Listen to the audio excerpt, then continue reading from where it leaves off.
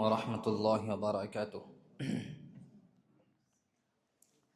الحمد للہ رب العالمین والعاقبۃ للمتقین والصلاة والسلام علی سید الانبیاء والمرسلین وعلی آلہ واصحابہ اجمعین، اما بعد فاعوذ باللہ من الشیطان الرجیم، بسم اللہ الرحمن الرحیم۔ یا ایہا الذین آمنوا کتب علیکم الصیام کما کتب علی الذین من قبلکم لعلکم تتقون، صدق اللہ العظیم۔ وقال النبی صلی اللہ علیہ وسلم، من لم يدع قول الزور والعمل به فليس لله حاجة أن يدع طعامه وشرابه، او كما قال عليه الصلاة والسلام۔ میرے محترم بھائیوں، بزرگوں، دوستوں اور پردہ نشین ماؤں بہنوں، رمضان کا مہینہ ہر اعتبار سے کتنا برکت والا مہینہ ہے یہ ہم سب جانتے ہیں۔ قرآن کی نسبت اللہ تبارک و تعالی نے قرآن کے نازل کی نسبت جو ہے اللہ تبارک و تعالی نے رمضان کے مہینے کی طرف کی ہے۔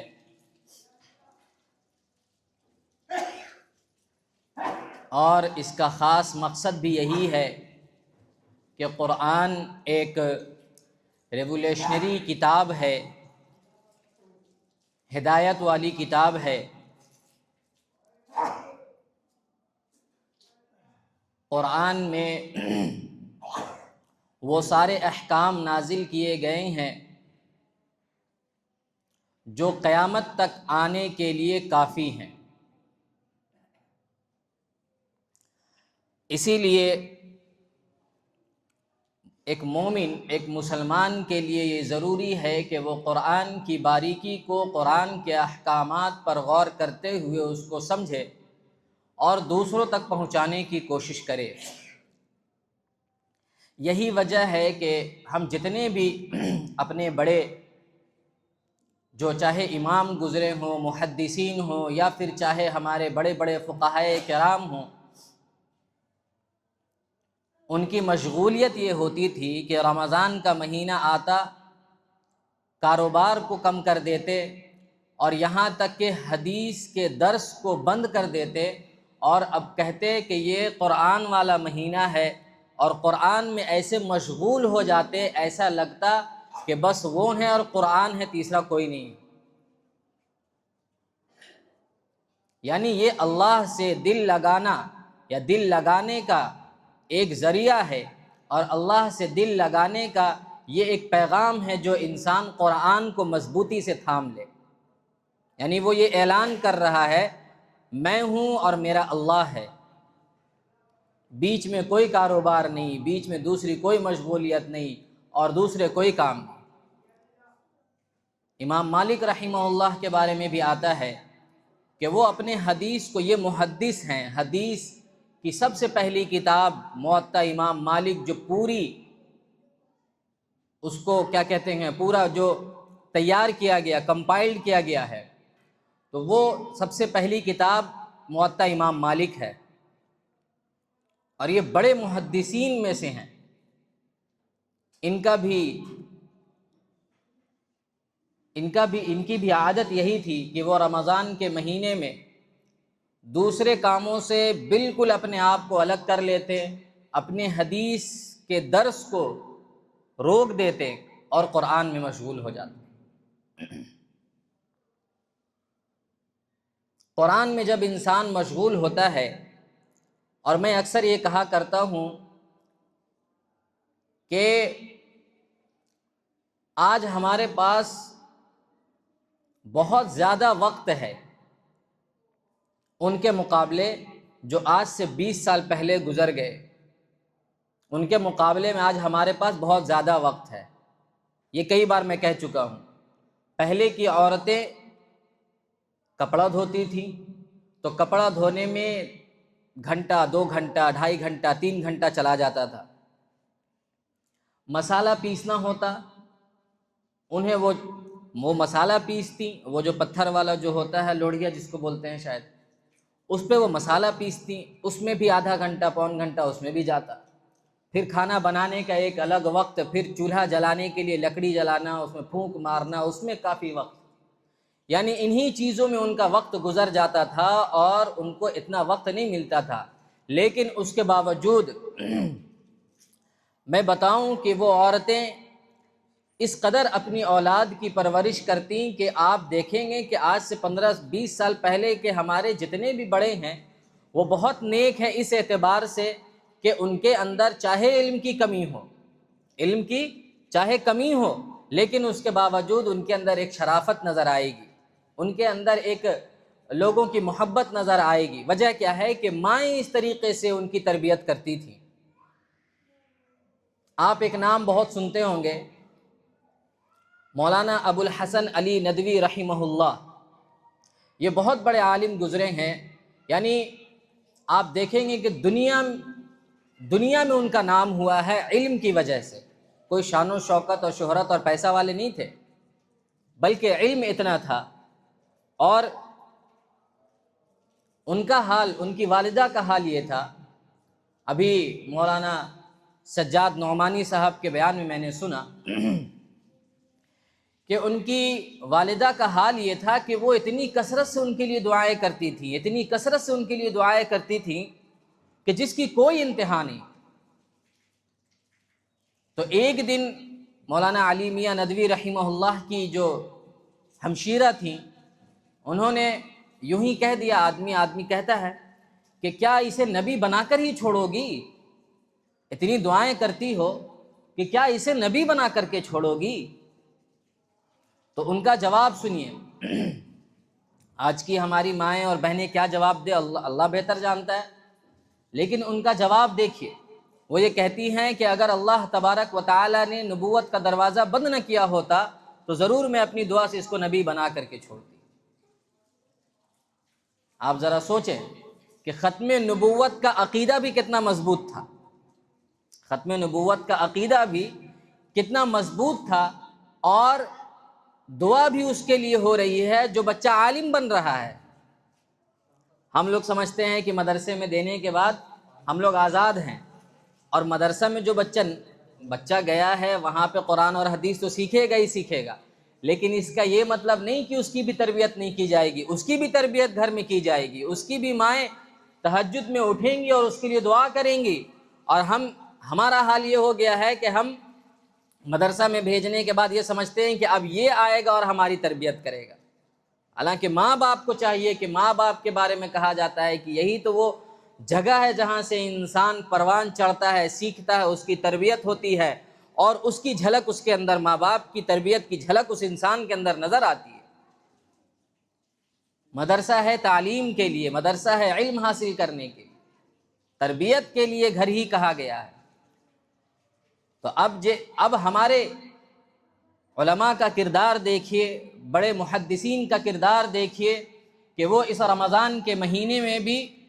کس قدر قرآن سے، حالانکہ قرآن کے عالم ہونے کے باوجود، قرآن کا ایک ایک لفظ، ایک ایک ترجمہ سمجھنے کے باوجود، یہ سن لیجئے، قرآن کی تلاوت میں مشغول رہتے تھے، قرآن کو پھر سے سمجھنے کی کوشش کرتے تھے۔ اور قرآن ایک ایسی کتاب ہے جس کو آپ جتنی مرتبہ پڑھیں گے، جتنی مرتبہ اس کے ترجمے کو آپ پڑھیں گے، اتنی مرتبہ ایک الگ نئی بات آپ کو سمجھ آئے گی، اتنی مرتبہ آپ کا ذہن کھلتا چلا جائے گا۔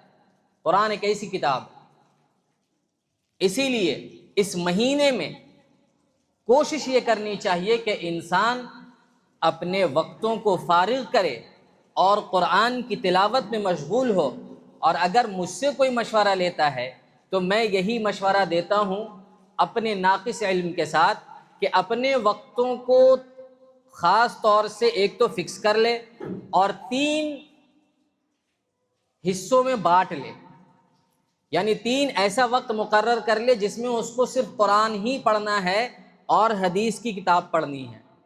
دو وقت میں ایک میں قرآن کی تلاوت ہو جائے، ایک وقت میں قرآن کی تلاوت ہو جائے کثرت سے، جتنا وہ زیادہ، ایک ہوتا ہے نا دھن ہے ہمارے اندر کہ قرآن ختم کرنا ہے، ختم کرنا ہے، ایک نہیں، دو نہیں، تین نہیں، ٹھیک ہے، اللہ تبارک و تعالی ہو سکتا ہے اس جذبے کو قبول کر لے، یہ جذبہ بھی کوئی ایسا نہیں ہے کہ کوئی خراب جذبہ ہے، یہ ایک دھن ہے، تو اس میں آپ قرآن کی تلاوت کے لیے اپنے ایک خاص وقت کو متعین کر لیجیے۔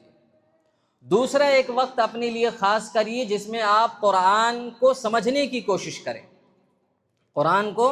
سمجھنے کی کوشش کریں کہ قرآن کا سوز و گداز کیا ہے، اس کے اندر اللہ کے فرمان کیا ہیں، فرمودات کیا ہیں، اللہ تبارک و تعالی نے کیا احکامات نازل کیے ہیں، اس کو ذرا سمجھنے کی کوشش کریے، اس کے لیے ایک وقت جو ہے وہ مقرر کر لیجیے۔ اور تیسرا وقت جو ہے وہ قرآن کے سیکھنے کے لیے متعین کر لیجیے، تیسرا وقت جو ہے قرآن کے سیکھنے کے لیے متعین کر لیجئے کہ قرآن اگر نہیں آتا پڑھنا، یہ بڑی حیرانی اور بڑی افسوس والی بات ہے، اگر اسے لوگ فخر سمجھیں تو یہ بڑی نادانی کی بات ہے کہ انسان دنیا کی ساری چیزیں سیکھ سکتا ہے، وہ اگر بزنس کے لائن میں گیا تو B2B کیا ہے، B21 کیا ہے، یہ ساری چیزیں اسے سمجھ آتی ہے، اسے بزنس کا پورا آئیڈیا معلوم ہو جاتا ہے، لیکن قرآن جس نبی پر نازل کیا گیا اور قرآن جس امت کو دیا گیا ہے، وہ اس کا حال یہ ہے کہ قرآن کے چھوٹے چھوٹے یعنی قواعد جو ہیں اس سے بھی واقف نہیں ہے۔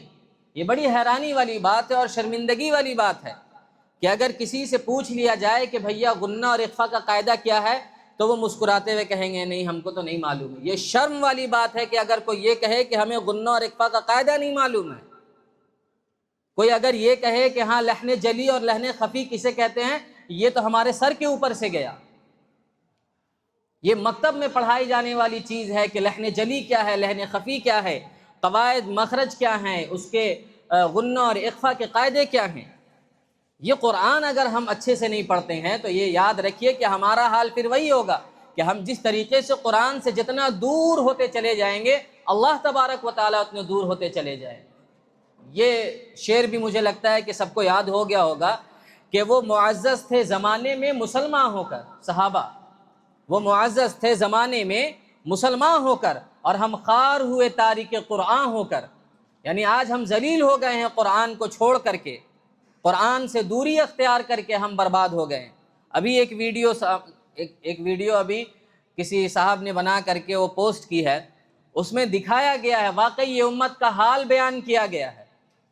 امت کا حال بیان کیا گیا ہے کہ مسجد میں وہ ساری پھٹی ہوئی نوٹیں دی گئی ہیں جو انسان باہر کہیں دے نہیں سکتا ہے، اور تو اور اس پہ جس مہان ویکتی نے، یعنی بڑے سائنٹسٹ وہ ہوں گے جنہوں نے چپکائی ہے نوٹ، دونوں طرف گاندھی جی ہیں اور الٹے ہیں۔ بات تو خیر دیکھ لیجیے آپ کس قدر سنگین ہے، ہنسی تو اس پہ آ رہی ہے کہ وہ جو اتنے بڑے ویکتی تھے انہوں نے کس قدر دھوکہ دینے کی کوشش کی، لیکن یہ امت کا حال ہے کہ پھٹے ہوئے نوٹ کو مسجد میں لا کر کے دیتے ہیں، تو یہ امت کا حال اگر پھٹا ہوا نہیں ہوگا تو پھر کیا ہوگا؟ ہم اللہ کے گھر کے لیے قربانی دینا نہیں چاہتے ہیں، کیا تعجب کی بات ہے، آپ ذرا سوچیں۔ تو یہ وجہ کیا بنتی ہے، یہ سن لیجئے۔ رمضان کا مہینہ آیا، کال آنا شروع ہو گیا کہ بھائی الٹی کسی نے قے کر دیا، وہ میٹنگ ہو گئی ہے تو اب روزہ رہا کہ نہیں رہا۔ ٹھیک ہے، مسئلہ معلوم کرنا اچھی چیز ہے۔ کوئی انجیکشن لینا چاہ رہا ہے، انجیکشن لینے سے روزہ رہا یا نہیں رہا، مسئلہ معلوم کر لیا۔ نیند دیر سے کھلی، سحری نہیں کیا تو اب روزہ رکھوں یا نہ رکھوں، بہت سارے مسائل ہیں، سب کے اپنے اپنے مسائل ہیں۔ یہ مسئلہ مسائل کا جاننا یہ اہم چیز ہے، ایسی بات نہیں ہے، لیکن یہ یوں کہہ لیجئے کہ کھانے میں یا دال اور چاول میں نمک کے برابر ہے۔ اصل جو چیز ہے، اصل جو مواد ہے، اصل جو ہمیں زندہ رکھنے والی چیز ہے وہ یہ ہے کہ ہم اس قرآن کے پیغام کو عام کریں، لوگوں تک پہنچائیں، اس قرآن کو لوگوں کو بتائیں کہ قرآن نازل کس مقصد کے ساتھ ہوا تھا۔ قرآن میں بتایا گیا لِتُخْرِجَ النَّاسَ مِنَ الظُّلُمَاتِ إِلَى النُّورِ، کہ جو گمراہ ہیں، جو لوگ اندھیروں میں ہیں، جنہیں قرآن کی روشنی کا پتہ نہیں، ہدایت کی روشنی کا پتہ نہیں، ان لوگوں کو وہاں سے نکال کر کے روشنی کی طرف، ہدایت کی طرف لانے والی یہ کتاب ہے۔ ابھی کسی سے آپ کہہ دیجئے کہ نماز پڑھ لیا کرو، روزے رکھ لیا کرو، بہت سارے لوگ ہیں کہ ابھی بھی روزہ نہیں رکھتے ہیں، ہر چیز ہونے کے باوجود۔ ایک انسان یہ سمجھتا ہے کہ میرے پاس، اپنے آپ کو دوسرے سے کمپیئر کرتا ہے نا، کہ اس کے پاس تو بڑی بڑی گاڑی ہے، بڑے بنگلے ہیں، تو میرے پاس اس حساب سے کچھ نہیں ہے۔ حالانکہ اگر اپنے آپ کو قرآن و حدیث کی روشنی میں دیکھے تو جو انسان صحت مند ہے اور 2 وقت کا کھانا جس کے پاس ہے، اس سے بہتر انسان اور اس سے زیادہ امیر کوئی نہیں ہے۔ تو اتنا ہونے کے باوجود انسان جو ہے وہ روزہ نہیں رکھ رہا ہے، نماز نہیں پڑھ رہا ہے، قرآن کی تلاوت نہیں کر رہا ہے۔ اب آپ اس سے کہہ دیجئے کہ بھائی آپ نماز پڑھا کریں، قرآن کی تلاوت کیا کریں، تو وہ یہ ان کا جواب کیا ہوگا؟ ہاں بالکل آپ صحیح کہہ رہے ہیں، اللہ ہدایت دے گا تو ہم پڑھیں گے، اللہ ہدایت دے گا تو ہم پڑھیں گے۔ مسلمانوں کے گھر میں پیدا ہونا ہی اللہ کی طرف سے ہدایت ہے۔ آپ سب کو معلوم ہے یہ قصہ کہ اللہ کے نبی صلی اللہ علیہ وسلم نے اللہ کے نبی صلی اللہ علیہ وسلم نے اپنے چچا ابو طالب کو کتنا زور دیا کہ آپ ایمان لے آئیں، آپ ایمان لے آئیں، آخری وقت ہے آپ کا، اس دنیا سے آپ جا رہے ہیں، کلمہ پڑھ لیں۔ اللہ تبارک و تعالیٰ نے یہ آیت نازل فرما دی کہ اِنَّكَ لَا تَهْدِي مَنْ أَحْبَبْتَ وَلَكِنَّ اللَّهَ يَهْدِي مَنْ يَشَاءُ، کہ آپ اس شخص کو ہدایت نہیں دے سکتے ہیں جسے آپ چاہیں، بلکہ ہدایت اللہ تبارک و تعالیٰ جسے چاہے گا اللہ تبارک و تعالیٰ ہدایت دے گا۔ تو ہدایت کا کیا مطلب ہوا کہ اللہ تبارک و تعالیٰ ایمان کا مل جانا یہ ہدایت ہے۔ اور ہم جو نماز نہیں پڑھتے ہیں، ہم جو قرآن سے دور ہیں، اس کو ہم بولتے ہیں کہ توفیق نہیں مل رہی ہے، اس کو ہم یہ بولیں گے کہ توفیق نہیں مل رہی ہے، یہ نہیں بولیں گے کہ ہدایت نہیں مل رہی ہے۔ اب اللہ کی توفیق کسے ملتی ہے؟ وہ میں نے پچھلے ہی ہفتے بتایا تھا کہ بڑے بڑے جتنے بھی علامہ اور محدثین اور ہمارے تابعین میں سے جتنے بھی لوگ گزرے ہیں، جیسے کہ حسن بصری رحمہ اللہ کا میں نے قول نقل کیا تھا کہ ان کے پاس ایک شخص آیا اور کہتا ہے کہ میں لوٹے میں پانی جمع کر کے رکھتا ہوں تاکہ میں صبح اٹھوں اور وضو کر لوں، لیکن نیند نہیں کھلتی، حالانکہ رات میں پختہ ارادہ ہے لیکن صبح نیند نہیں کھلی۔ تو وہ یہ کہتے ہیں کہ تمہاری گناہوں کی نحوست نے تمہیں اس چیز سے روکے رکھا ہے۔ تو توفیق کیوں نہیں ملتی ہے؟ توفیق اسی لیے نہیں ملتی ہے کہ ہمارے اندر گناہوں کی جو یہ کہہ لیجئے جو ایک سافٹ ویئر جو انسٹال ہوا ہے، یعنی کثرت سے جو ہم گناہ کرنے لگے ہیں، اس کی وجہ سے اللہ تبارک و تعالی ہم سے توفیق چھین لیتا ہے کہ اللہ کے حضور ہم آئیں اور سجدہ کر لیں، اللہ کے پاس آئیں اور اللہ سے باتیں کر لیں۔ قرآن کی آیت یہ جو میں نے شروع میں تلاوت کی، یا ایھا الذین آمنوا کتب علیکم الصیام کما کتب علی الذین من قبلکم لعلکم تتقون، کہ تم پر جو روزے فرض کیے گئے ہیں وہ اسی وجہ سے فرض کیے گئے ہیں تاکہ تم متقی اور پرہیزگار بن جاؤ۔ اور اللہ تبارک و تعالیٰ نے تقریباً قرآن میں 18 جگہ یہ فرمایا ہے، یعنی حکم دیا ہے کہ متقی اور پرہیزگار بنو، متقی اور پرہیزگار بنو۔ جب بھی کوئی اللہ تبارک و تعالیٰ احکام نازل کرتے، اللہ تبارک و تعالیٰ کوئی حکم دیتے، اس کے ساتھ متقی اور پرہیزگار بننے کے لیے بھی اللہ تبارک و تعالیٰ کہتے ہیں یا ایھا الناس اتقوا ربکم الذی خلقکم من نفس۔ اب یہ دوسری آیت ہے، روزے کے تعلق سے نہیں ہے، لیکن اس میں کیا ہے؟ یا ایھا الناس اتقوا ربکم الذی، یعنی اپنے رب کا تقوی اختیار کرو، متقی بن جاؤ، پرہیزگار بن جاؤ۔ اور متقی اور پرہیزگار بننے کا مطلب یہی ہے کہ ہم اللہ کے حضور اپنے آپ کو سپرد کر دیں، اللہ کو پیش کر دے اپنے آپ کو کہ اللہ جیسا تو چاہتا ہے ویسا ہم بننے کی کوشش کر رہے ہیں۔ ہماری جو جنریشن ہے آج جس طریقے سے گناہوں میں ملوث ہے، اس کی وجہ کیا معلوم ہے؟ یہودیوں کی چال تو خیر شروع سے رہی ہے، لیکن کبھی بھی انہوں نے فورس نہیں کیا ہے، وجہ ہم خود ہیں۔ آپ کو اکثر آپ لوگ بہت سارے لوگ ایسے ہوں گے جنہوں نے تاریخ کا بہت مطالعہ کیا ہوگا، ان کو معلوم ہوگا کہ سلطان عبد الحمید یہ ایک بہت بڑے بادشاہ گزرے ہیں، بہت بڑے بادشاہ سلطنت عثمانیہ کے۔ ان کے پاس جب یہودی کوئی ایجنٹ آتا یا کوئی بھی آتا اس کی طرف سے، بادشاہ کی طرف سے، اور وہ بے شمار پیشکش کرتا بہت ساری چیزوں کے بارے میں، بتایا جاتا ہے کہ یا سلطنت عثمانیہ جو ہے کتنے ہزار ٹن سونا کا وہ مقروض ہو چکا تھا، وہ سلطان عبدالحمید مقروض ہو چکا تھا۔ یہودی نے یہ پیشکش کی کہ میں چاہتا ہوں کہ مجھے فلسطین میں ارض مقدس پہ چھوٹی سی جگہ دے دی جائے ہم لوگوں کو رہنے کے لیے، اور ہم اس کے بدلے میں آپ کا سارا قرضہ ہم چکا دیں گے، صرف ہمیں چھوٹی سی جگہ دے دیجئے، بس اتنی سی ہماری درخواست ہے۔ سلطان عبدالحمید کی یہ غیرت گوارا نہیں کی کہ میں فلسطین کی زمین یہودی کے ہاتھ میں دوں، کیونکہ اللہ کے نبی صلی اللہ علیہ وسلم نے ان لوگوں سے بتایا ہے کہ ان لوگوں سے جتنا دور رہا جائے، ان لوگوں سے جتنا آدمی کنارہ کشی اختیار کرے اور پاک مقدس جگہ پہ ان کو بسنے نہ دے، اس قول کو سامنے رکھتے ہوئے سلطان عبدالحمید نے یہ معاہدہ جو ہے وہ ٹھکرا دیا۔ تو اب یہودی ظاہر سی بات ہے، اب ان کو تو جو اپنے مشن میں، یاد رکھیے کہ جو لوگ دن رات لگے ہوتے ہیں کامیابی انہیں تو ملے گی، چاہے وہ مسلمان ہو یا غیر مسلم ہو، اس سے کوئی مطلب نہیں۔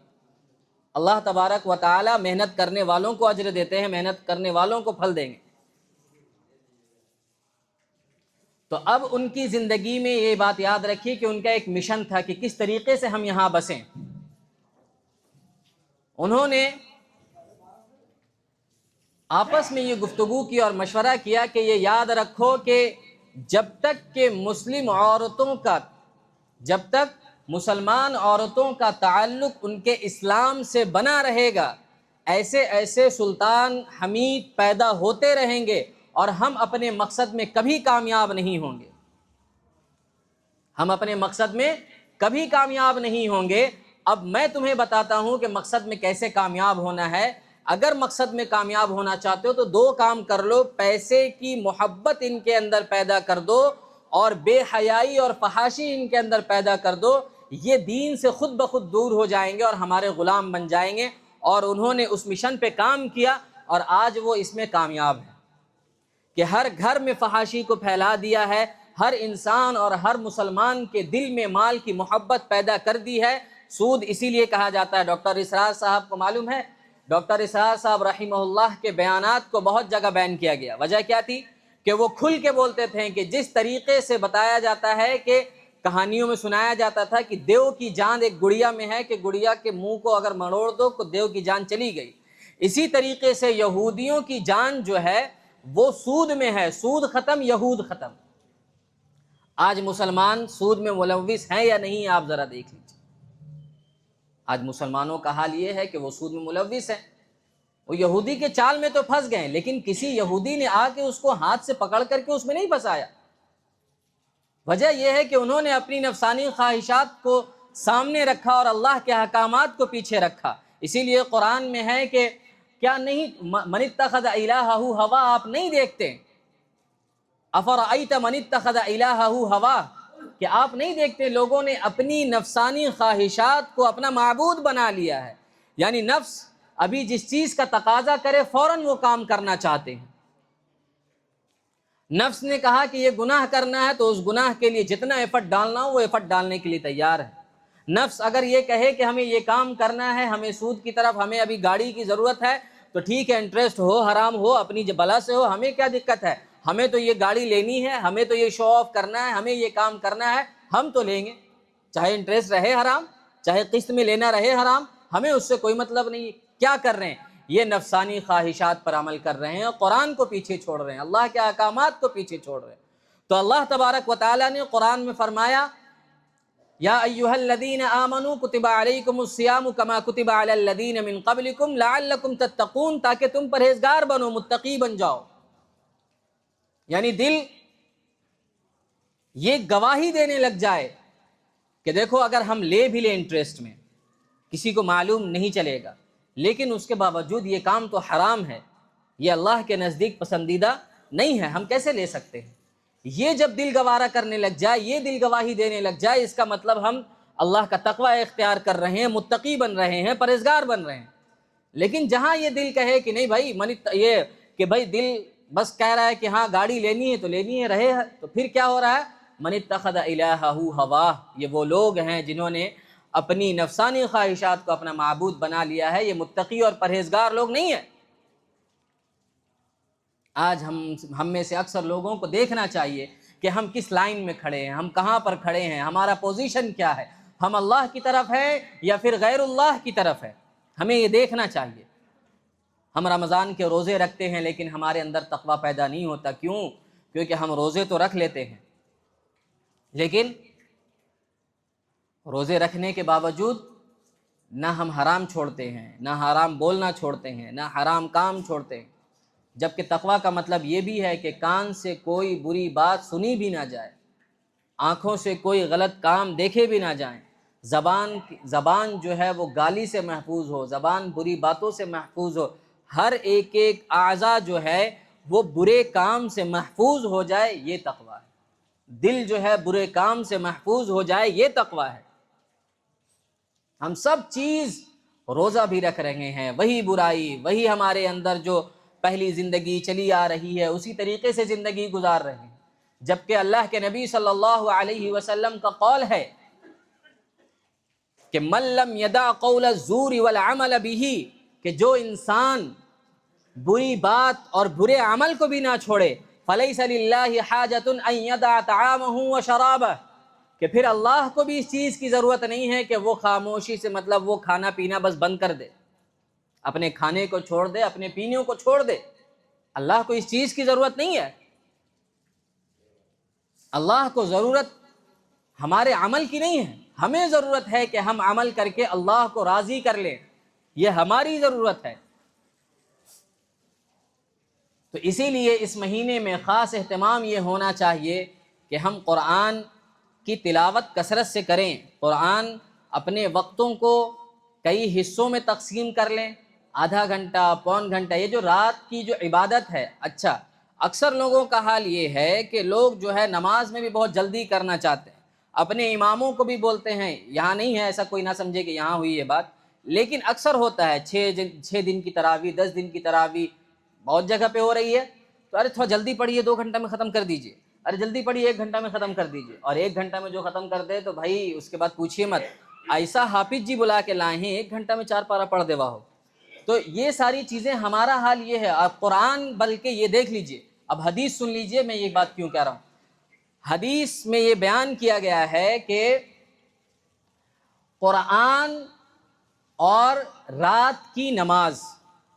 قرآن اور روزہ، قرآن اور روزہ یہ اللہ کے یہاں سفارشی ہوں گے، ٹھیک ہے؟ ایک کہے گا منعتہ، میں نے اسے روکے رکھا، الطعام، کھانے سے، دن میں نے اسے دن میں کھانے سے روکے رکھا۔ روزہ یہ سفارش کرے گا کہ میں نے اسے، اس انسان کو دن میں کھانے سے روکے رکھا اور دوسرے کاموں سے، مباشرت سے روکے رکھا، اے اللہ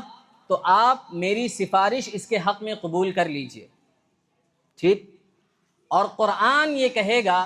کہ میں نے اسے رات میں سونے سے روکے رکھا، میں نے اسے رات میں سونے سے روکے رکھا، تو آپ اس کے حق میں میری سفارش قبول کر لیجئے۔ تو فیشفعان، دونوں کی سفارش قبول کر لی جائے گی۔ اب آپ بتائیے کہ یہ جو ہے رات میں سونے سے آدمی کو جو کتاب روک رہی ہے، یعنی قرآن، یہ ہم 1 گھنٹہ پڑھ کر کے جو رات میں جو تراویح جو پڑھتے ہیں 1 گھنٹہ، یہ حق ادا ہو گیا؟ یہ پورے رات میں سونے سے منافی کیا گیا کہ سونے سے اس کو روکے رکھا، تو اے اللہ میں اس کے حق میں میری سفارش قبول کر لیجیے۔ لیکن ہم کیا کرتے ہیں؟ جتنا جلدی ہو سکے اتنا جلدی بس پھٹ پھٹ پھٹ پھٹ یعلمون تعلمون کر دیں، اور جتنا یعلمون تعلمون والا ہوگا اتنا اچھا حافظ کہلائے گا، جبکہ قرآن اطمینان کے ساتھ پڑھنے والی چیز ہے، اطمینان کے ساتھ سننے والی چیز ہے۔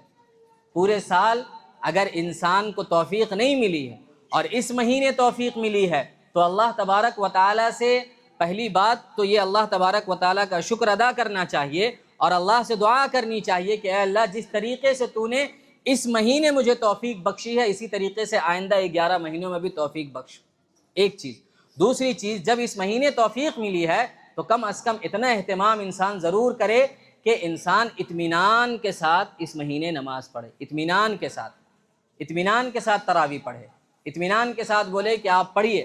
میں اپنا ہی بتا دیتا ہوں، آپ لوگوں شاید پہلے ہی بتا چکا ہوں گا۔ غلام سرور صاحب رحمہ اللہ جو جماعت کے امیر تھے، قومی تنظیم میں ہم تراویح پڑھا رہے تھے